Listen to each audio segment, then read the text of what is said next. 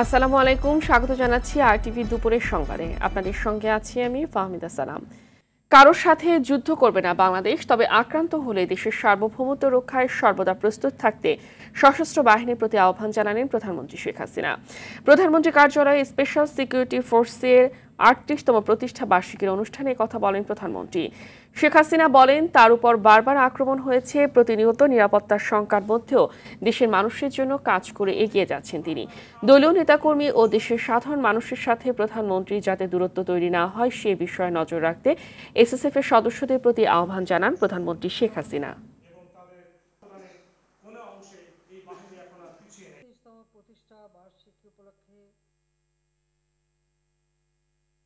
যে কোনোভাবে হোক বহিঃশত্রুর আক্রমণ থেকে দেশকে রক্ষা করা, নিজেদের রক্ষা করা। আমরা কারোর সাথে যুদ্ধ করতে যাব না, কিন্তু আক্রান্ত হলে যেন নিজের দেশের স্বাধীনতা সার্বভৌমত্ব রক্ষা করতে পারি, সেইভাবেই আমাদেরকে প্রস্তুতি নিতে হবে, সেইভাবে আমাদের থাকতে হবে। সেই দিকে লক্ষ্য রেখেই কিন্তু আমাদের সকল পদক্ষেপ আমরা নিয়েছি।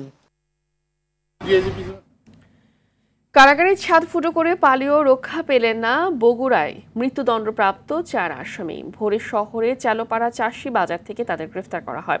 আটকের পর প্রাথমিক জিজ্ঞাসাবাদ শেষে তাদেরকে ডিবি অফিসে নিয়ে আসা হয়েছে। এই ঘটনায় ৬ সদস্যের তদন্ত কমিটি গঠন করেছে জেলা প্রশাসন। এর আগে মঙ্গলবার মধ্যরাতে কারাগারের কন্টেইন সেল থেকে পালিয়ে যায় আসামিরা। বগুড়া প্রতিনিধি GM সচলের তথ্য ছবিতে বিস্তারিত জানাচ্ছেন মৌসুমী রহমান।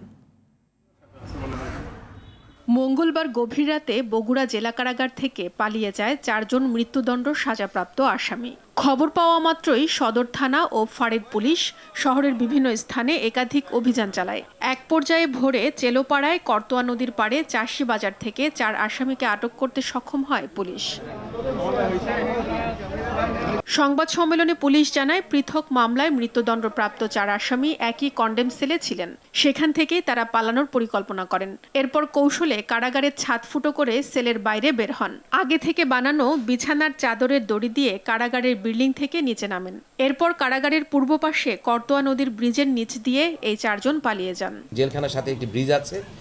এই ৪ জন যারা পলাতক মৃত্যুদণ্ডপ্রাপ্ত কয়েদি, তারা জেলখানার সংলগ্ন যে ব্রিজটি, সেই ব্রিজ দিয়ে পাড়ি দিয়ে তারা জেলখানার নদীর ওই পাড়ে, ওখানে চাষিবাজার এলাকায় তারা অবস্থান নেয় এবং তাদের পরিকল্পনা ছিল সেখান থেকে পৃথকভাবে তারা বিভিন্ন জায়গায় চলে যাওয়া। আসামিরা হলেন কুড়িগ্রাম ভুরুঙ্গামারি থানার দিয়াডাঙ্গা গ্রামের নজরুল ইসলাম ওরফে মজনু ওরফে মঞ্জু, নরসিংদী জেলার মাধবদী থানার ফজরকান্দি গ্রামের আমির হামজা ওরফে আমির হোসেন, বগুড়া কাহালু উপজেলার উলট্টু গ্রামের জাকারিয়া এবং বগুড়া সদরের কুটিরবাড়ি গ্রামের ফরিদ।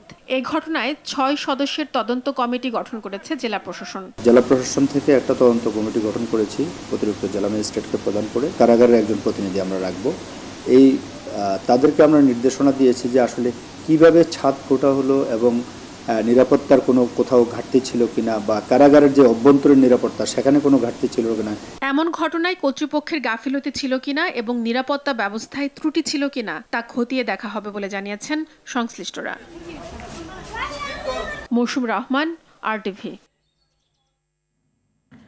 আনোয়ারুল আজিম আনার হত্যা মামলার আসামি কাজী কামাল আহমেদ বাবু ওরফে গ্যাস বাবুকে নিয়ে ঝিনাইদহের পায়রা চত্বরে মোবাইল ফোন উদ্ধারে অভিযান চালাচ্ছে গোয়েন্দা পুলিশ।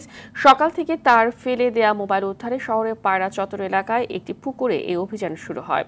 এ সময় ডিএমপির অতিরিক্ত পুলিশ কমিশনার হারুনুর রশিদ বলেন, আনার হত্যা মামলায় তদন্তের উপরের মহল থেকে কোনো চাপ নেই। এই মামলায় কাউকে হয়রানি করা হবে না বলেও জানান তিনি। সন্দেহজনক আরও 2 জন নজরদারিতে আছেন। মঙ্গলবার গাজীপুরের কাশিমপুর কেন্দ্রীয় কারাগার থেকে ঝিনাইদহ কারাগারে গ্যাসবাবুকে হস্তান্তর করা হয়।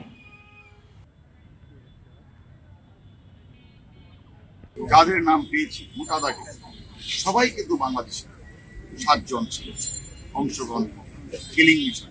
তারপর আমি তো বলেছি অলরেডি 5 জন ইন্ডিয়া পার্টি আমাদের পার্টি গ্রেফতার হয়েছে, 4 জন অলরেডি অনসিক্সটিফুল করেছে। আমাদের অনেক অ্যাচিভমেন্ট অর্জিত হয়েছে। তবে আপনারা যে কথাটা বলেছেন যে বাকি 2 জন যে কিলার বাকি আছে, যে আমরা আমাদের টিম কিন্তু বসে নিয়ে সারা বাংলাদেশে অভিযান পরিচালনা করছে। ঝিনাইদহের পায়রা চত্বরে মোবাইল ফোন উদ্ধার অভিযানের বিষয়ে আরো জানাতে সেখান থেকে আমাদের সাথে যুক্ত হচ্ছে সহকর্মী শিপলু জামান। শিপলু, একটু জানাবেন যে অভিযানের বিষয়ে কি তথ্য আছে আপনার কাছে? ফাহমিদা, আমরা সকাল থেকে কিন্তু অবস্থান করছি ঝিনাইদহ শহরে পায়রা চত্বরে। তো আপনারা দেখতে পাচ্ছেন যে আমার পিছনটা ঠিক যে একটি পুকুর, এই পুকুরে কিন্তু সকাল থেকে কিন্তু ডিবি পুলিশ বিশেষ নজরদারিতে রাখছিল। ঠিক 12টার সময় ঝিনাইদহ কারাগার থেকে এখানে ডিবির একটি দল কিন্তু আসছে। এখানকার যে আনার হত্যার যে অন্যতম অভিযুক্ত যে আসামি যাকে করা হয়েছে অপহরণ মামলায়, এই গ্যাসবাবুকে তাকে নিয়ে তাকে কিন্তু এখানে আনা হয়েছিল। এই পুকুর থেকে এখান থেকে 3টি মোবাইল উদ্ধারের জন্য কিন্তু সকাল থেকে ডিবি পুলিশ কিন্তু ব্যাপক উদ্ধার অভিযান চালিয়েছেন, ডুবুরি লেভে কাজ করেছেন। কিন্তু আমরা ঠিক 12টা পর্যন্ত দেখেছি যে এখান থেকে কোনো মোবাইল ফোন এবং কোনো কিছু উদ্ধার করতে পারেনি ডিবি পুলিশ। তারপর তৎক্ষণাৎ এখান থেকে ডিবি পুলিশ কিন্তু অভিযুক্ত ডিবি হারুনের নেতৃত্বে একটি টিম কিন্তু গ্যাসবাবুর বাড়িতে গেছেন এবং সেখান থেকে কিছু আলামত উদ্ধার করার জন্য চেষ্টা করছেন। দর্শক আপনারা দেখতে পাচ্ছেন যে এখানে কিন্তু ডিবি হারুনের কাছে তথ্য দিয়েছেন যে গ্যাসবাবু তিনি তার আনার হত্যার যে ছবি, সেই মোবাইলটি কিন্তু এই ডোবা থেকে এই পুকুরে ফেলে দিয়েছেন। তাকে নিয়ে কিন্তু ঢাকা থেকে আজকে গতকালকে বিকালে কিন্তু ঝিনাইদহে আসছেন এই ডিবি পুলিশ এবং তারা লেবে সকাল থেকে কিন্তু এখানে অভিযান চালিয়েও এখান থেকে কিন্তু তারা মোবাইল ফোন উদ্ধার করতে পারেননি। তো এইমাত্র আমরা জানতে পেরেছি যে ডিবি প্রধান হারুনের নেতৃত্বে একটি টিম কিন্তু গ্যাসবাবুর বাড়িতে গেছেন কিছু আলামত উদ্ধারের জন্য। তারপর তিনি আমাদেরকে জানাবেন এবং তিনি সংবাদকর্মীদের সাথে কথা বলেছেন যাতে উপর মহলে কোনো চাপ নাই, তারা নিরপেক্ষভাবে তদন্ত করতে বলে আমরা জানতে পেরেছি। তো দর্শক আপনারা জানেন যে ঝিনাইদহ 4 আসনের সংসদ সদস্য আনোয়ার আজিম আনার তিনি কিন্তু ইন্ডিয়াতে চিকিৎসা করতে যে নিখোঁজ হয়েছেন, এখনো পর্যন্ত তার মরদেহ কিন্তু উদ্ধার করতে পারেনি। তবে ডিবি হারুন বলেছেন যে উপর মহলে কোনো চাপ নেই, তারা নিরপেক্ষভাবে তদন্ত করছে এবং খুব দ্রুত এর সবকিছু আমাদেরকে জানাতে পারবে বলে জানিয়েছেন ডিবি প্রধান হারুন। এই ছিল আমার কাছে ফাহমিদা ঝিনাইদহ থেকে আনোয়ার হত্যার সর্বশেষ সংবাদ। ধন্যবাদ আপনাকে। এদিকে ছাগল কাণ্ডে জাতীয় রাজস্ব বোর্ডের সাবেক সদস্য মতিউর রহমান সহ তার পরিবারের সদস্যদের খোঁজ মিলছে না। তারা দেশে আছেন নাকি বিদেশে পালিয়েছেন জানা নেই কারো। তবে একে একে বেরিয়ে আসছে ওই সরকারি চাকুরির অবৈধ সম্পদ অর্জনে নানা কীর্তি। দুদকের প্রধান আইনজীবী জানান মতিউরের বিরুদ্ধে আগের 3 অভিযোগও খতিয়ে দেখা হবে। আরো জানাচ্ছেন অধরা ইয়াসমিন। ছেলে মুশফিকুর রহমান ইফাতের 15 লাখ টাকার ছাগলের ইস্যু আড়াল করতে নিজ সন্তানকেই অস্বীকার করে বসেন সাবেক রাজস্ব কর্মকর্তা মতিউর রহমান। এই ছেলেকে আমরা চিনি না, এটা রূপকথার গল্পের মতো জিনিসটা বলছে, এটা টেকনিক যে কিভাবে একটা মানুষের সম্মানহানি করা যায়। তবে ছেলেকে আড়াল করতে যে বেরিয়ে পড়ে থলের বেড়াল। প্রকাশ পেতে থাকে সারা দেশে ছড়িয়ে থাকা তার ও তার পরিবারের সদস্যদের অঢেল সম্পদের খতিয়ান। একজন সরকারি কর্মকর্তা কি করে এত সম্পদের মালিক হলেন সে প্রশ্ন এখন মুখে মুখে। সমালোচনার মুখে রাজস্ব বোর্ড ও সোনালী ব্যাংকের পরিচালকের পদ হারান তিনি।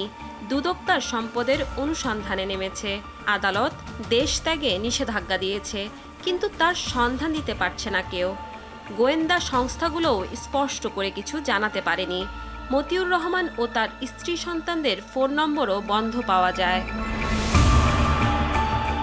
রাজধানী ধানমন্ডির এই বাড়িটিতে ঈদের আগের দিনও ছিল নানান রকমের আয়োজন, ছিল রঙিন আলোর ঝলকানি। তবে এখনকার চিত্রটি পুরোটাই ভিন্ন। এক ছাগল কাণ্ডে যেন নিস্তব্ধ সবকিছু। ভবনের নিরাপত্তা কর্মী জানান মঙ্গলবার বাড়ি থেকে বেরিয়ে যাওয়ার পর আর ফিরে আসেননি কেউ। 5-7 দিন আগে হেরা আইছিল, তারপর কোরবানি দেওয়ার পরে আবার একদিন পরে চলে গেছে। হেরা জায়গায় থাকে না। উনি আমার ভগ্নিপতি, ওরা আমার শিবু আমার ছোট বোন, এই হলো আমার ভাগিনা। আমরা যেহেতু একটা স্টেডিয়াম আছে, এখনো আমাদের অনেক সম্পত্তি আমাদের আছে। খবর রটেছে নিজেকে আড়াল করতে মাথা ন্যাড়া করে ভারতে পালিয়েছেন তিনি, তবে তা নিশ্চিত করেননি কেউ। দুদকের আইনজীবী জানান মতিউরের বিরুদ্ধে সব অভিযোগই খতিয়ে দেখা হবে।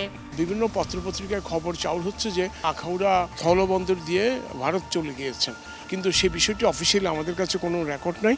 দুদক তার কাজ চালিয়ে যাচ্ছে, ওনার তথ্য সম্পদের খোঁজ করছে এবং আমরা আশা করি অচিরেই অনুসন্ধান শেষ করে কমিশনে দাখিল করবে। মতিউর রহমানের সহযোগীদেরও আইনের আওতায় আনার দাবি সচেতন মহলের। পূর্বের যে অভিযোগগুলো ছিল সেগুলির যদি যৌক্তিকতা থাকে অবশ্যই সেগুলি নতুন করিতেও আসবে। অধরা ইয়াসমিন, RTV, ঢাকা। এদিকে এক ছাগলেই পাশার দান উল্টে দিয়েছে এনবিআরের সাবেক কর্মকর্তা মতিউর রহমানের। সরকারি চাকরি করে নিজের সঙ্গে পাল্টে দিয়েছেন পরিবারের সবার ভাগ্য, বাদ যায়নি আত্মীয় স্বজনও। স্কুল শিক্ষক বাবার ছোট ঘরকে বানিয়েছেন আলিশান বাড়ি, পুরো গ্রাম জুড়ে গড়েছেন বিপুল সম্পদ। বরিশাল থেকে আরিফুল ইসলামের তথ্যছবিতে ইমরুল কায়েসের রিপোর্ট। ছাগলকাণ্ডে আলোচিত এনবিআরের সাবেক কর্মকর্তা মতিউর রহমানের সম্পদের যেন শেষ নেই। স্ত্রী সন্তানের পাশাপাশি সম্পদের ছোঁয়ায় বাদ যায়নি গ্রামের বাড়ি বরিশালের মোলাদি উপজেলার বাহাদুরপুরও। নিজ গ্রামে পিন্টু নামে পরিচিত এই সাবেক রাজস্ব কর্মকর্তা মতিউর রহমান সরকারি চাকরি করে নিজের ক্ষমতার প্রভাব খাটিয়ে ভাইকে করেছেন বিত্তশালী। স্কুল শিক্ষক বাবার ছোট ঘরকে রূপ দিয়েছেন আলিশান ভবনে। বাড়ির সামনে 4 কিলোমিটারের খালের 2 পার সিমেন্টের ব্লক দিয়ে বেঁধেছেন। খালের উপর তৈরি করেছেন 8টি পাকা সেতু। বাড়ির পাশে গড়েছেন ঘূর্ণিঝড় আশ্রয় কেন্দ্র, মসজিদ, মাদ্রাসা, ক্লিনিকের মতো প্রতিষ্ঠান। কোন পোস্ট কি এত আর আমরা জানি না। দেখুন হ্যাঁ কদ্দুর কি সম্পদ আছে না আছে ঢাকার শহরে হেইডে আমরা জানি না। বিল ডাইতে গেলে দেখবেন যে আগো প্রত্যেকটা এতে পিলার গাড়া আছে, এর দেশে কম আসে। আগে জমি অতটা ছিল না, শহরেই বেশি থাকে, দেশে আসে কম। টেকনিক্যাল কলেজ করছে একটা, আর আর বাড়ি মসজিদ আর জমা জমিও আছে। এখান মালিক কিভাবে হয়েছে তারা আমরা জানি এই চাকরি করে ওই পর্যন্ত। আগে এতটা ছিল না, হয়তো এখন কিরকম কি করছে তা আমরা বলতে পারবো না। নাম প্রকাশে অনিচ্ছুক এক জনপ্রতিনিধি জানান, ক্ষমতার দাপটে বিএনপি আমলে স্কুল শিক্ষক বাবাকে বানিয়েছেন ইউনিয়নের চেয়ারম্যান। খাল ভরাট করে গড়েছেন technical school and BM college. তবে স্থানীয়দের কাছে ভালো মানুষ হিসেবেই পরিচিত সাবেক এই রাজস্ব কর্মকর্তা। ছোটবেলা থেকে তাকে দেখতাম, সে অমায়িক ছিল। সদাই বলেন, ব্যবহার বলেন, সব দিকে কেউ তাকে বেয়াদব বলতে পারবে না। মতিউর রহমানের অর্থে গড়া না, এটা আমাদের একটা হাওলাদার ফাউন্ডেশন আছে। এই ফাউন্ডেশনের মাধ্যমে এরা পরিচালিত হইতে আছে, আর এই ফাউন্ডেশনের মাধ্যমেই এরা সব কিছু করা হয়েছে। মসজিদ মিনার যেখানে, এটা 10 জনের সহযোগিতায়, ওনার সহযোগিতায় না। স্কুল জীবন থেকেই তুখোর মেধাবী মতিউর রহমান পিন্টু সরকারি চাকরি পেয়ে কিভাবে এত সম্পদ গড়েছেন তা নিয়ে নানা প্রশ্ন জনমনে। ইমরুল কায়েস, আরটিভি। দুর্নীতির বিষয়ে শুধু আমলাদের দিকে আঙুল না তুলে রাজনৈতিক ব্যক্তিদের আয়নায় চেহারা দেখার আহ্বান জানিয়েছেন সড়ক পরিবহন ও সেতুমন্ত্রী ওবায়দুল কাদের। দুর্নীতি সব সেক্টরে আছে, তবে যেই করুক সরকার তাদের বিষয়ে জিরো টলারেন্স বলে মন্তব্য করেন ক্ষমতাসীন দলের সাধারণ সম্পাদক। আর তথ্য ও যোগাযোগ প্রযুক্তি প্রতিমন্ত্রী বলেছেন, ডাক বিভাগের কর্মকর্তাদের বিরুদ্ধে সব মিলিয়ে 51 কোটি টাকা আত্মসাতের সত্যতা মিলেছে। ব্যবস্থা নিতে দুদককে চিঠি দিয়েছে মন্ত্রণালয়। আরও জানাচ্ছেন খান আলামিন। প্রবাসী রেমিটেন্স যোদ্ধা, দেশি ও বিদেশি পর্যটক ও সাধারণ যাত্রীদের বিমানবন্দরে যাতায়াত ও লাগেজ সামগ্রী পরিবহনের সুবিধার্থে বিআরটিসি চালু করল বিমানবন্দর শাটল বাস সার্ভিস। এই পরিষেবার মাধ্যমে বিমানবন্দরের যাত্রীরা স্বাচ্ছন্দ্যে ও নিরাপদে তাদের গন্তব্যস্থলে পৌঁছাতে পারবে। সকালে হযরত শাহজালাল আন্তর্জাতিক বিমানবন্দরে এই কার্যক্রমের উদ্বোধন করেন সড়ক পরিবহন ও সেতু মন্ত্রী ওবায়দুল কাদের। পরে বলেন, দুর্নীতি সব সেক্টরে আছে, তবে দুর্নীতি যেই করুক সরকার তাদের বিষয়ে জিরো টলারেন্স। দুর্নীতি সরকারি কর্মকর্তারা করে, পলিটিশিয়ানরা করে না, এটাও তো বলা ঠিক। দুদক স্বাধীনভাবে কাজ করছে, এ বিষয়ে সরকার কোনো হস্তক্ষেপ করবে না বলেও জানান সড়ক পরিবহন ও সেতু মন্ত্রী। দুর্নীতি যেই করুক এখানে সরকারের জিরো টলারেন্স, প্রধানমন্ত্রী জিরো টলারেন্স, দুর্নীতি তদন্ত করার অধিকার আছে দুদকের, এবং এই স্বাধীনতা সরকার কোনো প্রকার হস্তক্ষেপ করেনি। এদিকে তথ্য ও যোগাযোগ প্রযুক্তি প্রতিমন্ত্রী বলেছেন, ডাক বিভাগের দুর্নীতির বিষয় নিয়ে লুকোচুরি করতে চায় না সরকার। স্বচ্ছতা নিশ্চিত করতে পদক্ষেপ নেওয়া হয়েছে। বেসরকারি খাতকে সঙ্গে নিয়ে সরকার ব্যবসার পরিকল্পনা করছে বলেও জানান জুনায়েদ আহমেদ পলক। খান আলামিন, আরটিভি, ঢাকা। হাত বাড়ালেই পাওয়া যায় নিষিদ্ধ মাদক। প্রকাশ্যে বাজার থেকে ভার্চুয়াল জগৎ, টাকা দিলেই মেলে যে কোনো মাদক দ্রব্য। ফলে সব বয়সীরাই আসক্ত হচ্ছেন। মাদকদ্রব্য নিয়ন্ত্রণ অধিদপ্তর অভিযান জোরদারের পরিকল্পনা করছে, তবে বিশেষজ্ঞরা মনে করেন আইনশৃঙ্খলা বাহিনীর উদাসীনতা, সমন্বয়হীনতা আর গডফাদাররা ধরাছোঁয়ার বাইরে থাকায় পরিস্থিতি নাজুক হয়েছে। এমন বাস্তবতায় আজ পালিত হচ্ছে মাদকদ্রব্যের অপব্যবহার ও পাচার বন্ধে আন্তর্জাতিক দিবস। সাব্বির আহমেদের ক্যামেরায় দীপ্তচন্দ্র পালের রিপোর্ট।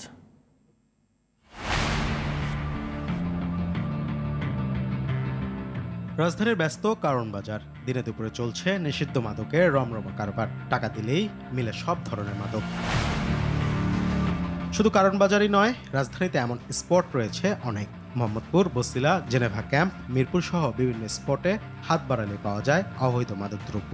শুধু তাই না, ডিজিটাল যুগে অনলাইনেও প্রকাশ্যে বিক্রি হচ্ছে এসব মাদক। হোম ডেলিভারির ব্যবস্থাও আছে, ফলে সহজে আসক্ত হচ্ছে নতুন প্রজন্ম।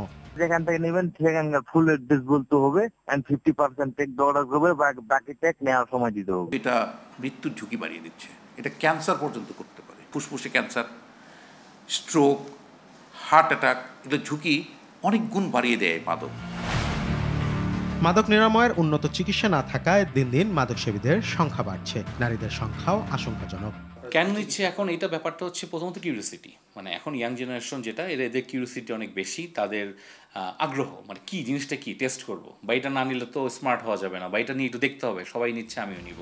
মাদকদ্রব্য নিয়ন্ত্রণ অধিদপ্তরের মহাপরিচালক বলেন, তাদের অভিযান অব্যাহত আছে।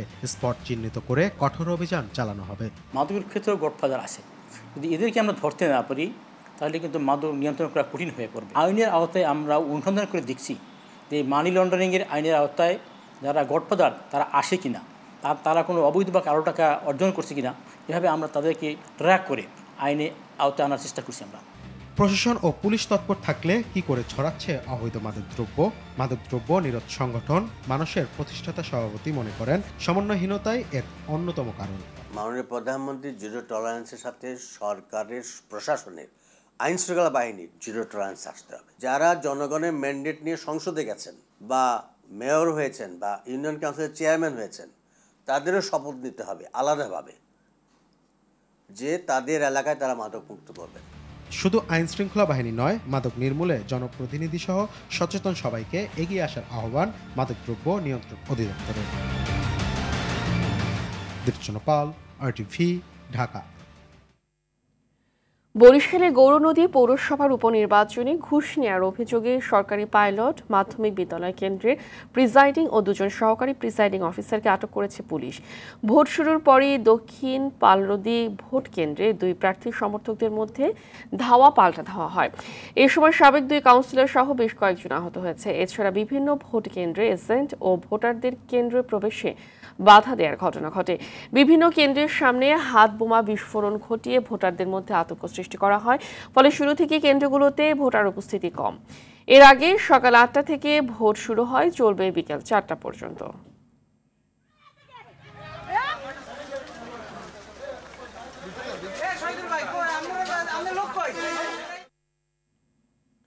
দর্শক, এই বিষয়ে আরো জানাতে বরিশালে গৌরনদী থেকে সরাসরি যুক্ত হচ্ছে সহকর্মী আরিফুল ইসলাম। আরিফ, এই মুহূর্তে ভোট কেন্দ্রগুলোর পরিস্থিতি কেমন দেখছেন?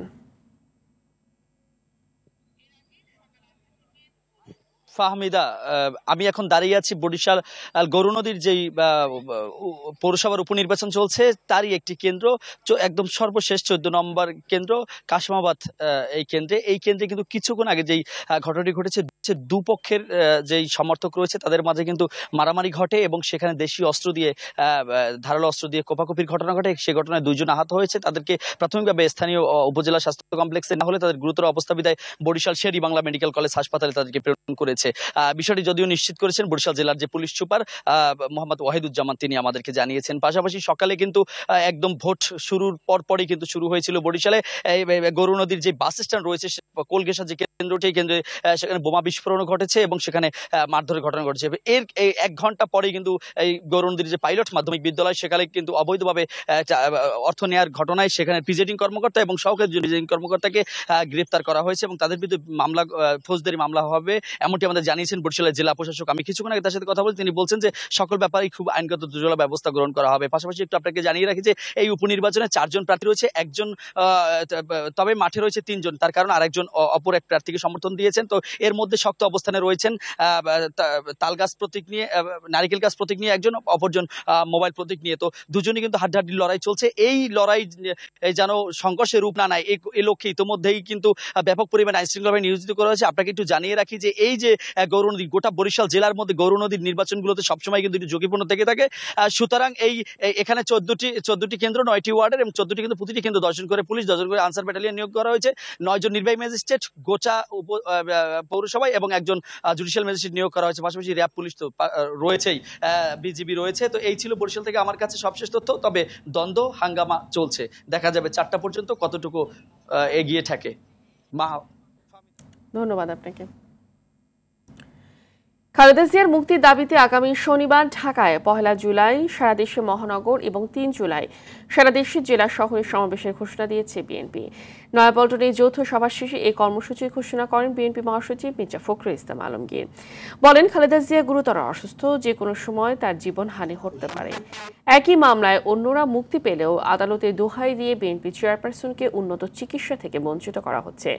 খালেদা জিয়া সামনে আসলে আওয়ামী লীগের ক্ষমতায় থাকা সম্ভব নয় দাবি করে ফখরুল জানান, তার মুক্তি এখন বিএনপির একমাত্র লক্ষ্য। এ সময় রাজধানীর ইউনাইটেড হাসপাতালে খালেদা জিয়ার চিকিৎসার সহযোগিতা না পাওয়ায় ক্ষোভ জানান মির্জা ফখরুল। নয়াপল্টন অফিসের সামনে সমাবেশ অনুষ্ঠিত হবে দেশনেত্রী বেগম খালেদা জিয়ার নিঃশর্ত মুক্তির দাবিতে। এরপরে আপনার বিকাল 3টায় অনুষ্ঠিত হবে।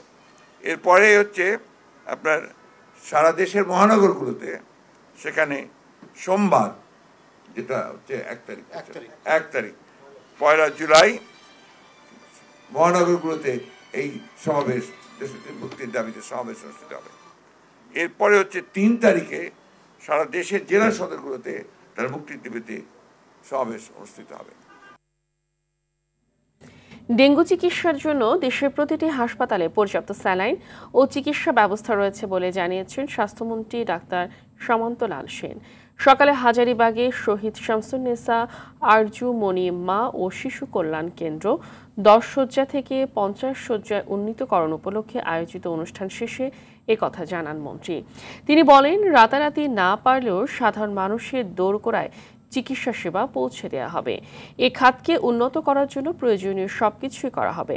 পর্যায়ক্রমে দেশের সব হাসপাতালে অ্যাম্বুলেন্সের ঘাটতি কমানো হবে বলে জানান মন্ত্রী। এটা নতুন কিছু না, ডেঙ্গুর প্রাদুর্ভাব, আমি চিকিৎসা সম্বন্ধে লালমনিরহাটের কালীগঞ্জ সীমান্তে বিএসএফের গুলিতে নুরুল ইসলাম নামে এক গরু পারাপারকারী নিহত হয়েছে। ভোরে উপজেলার লোহাকুচি সীমান্তে 919 নম্বর সীমানা পিলার সংলগ্ন এলাকায় এই ঘটনা ঘটে। বিজিবি ও এলাকাবাসী জানায়, রাতে 4 থেকে 5 জন বাংলাদেশি লোহাকুচি সীমান্তের 919 নম্বর পিলার দিয়ে ভারতে প্রবেশ করে। এ সময় কোচবিহার জেলার সিতাই থানার 78 বিএসএফ এর ওয়েস্ট চামটা ক্যাম্পের টহলরত সদস্যরা তাদের লক্ষ্য করে গুলি ছোড়ে। এতে ঘটনাস্থলেই নুরুল ইসলামের মৃত্যু হয়। এই বিষয়ে লালমনিরহাট 15 বিজিবি অধিনায়ক লেফটেন্যান্ট কর্নেল মোফাজ্জল হোসেন আকন্দ জানান, পতাকা বৈঠকের আহ্বান জানানো হয়েছে। নিহত নুরুল ইসলাম লোহাকুচি সীমান্ত এলাকায় মৃত মঈনুদ্দিনের ছেলে।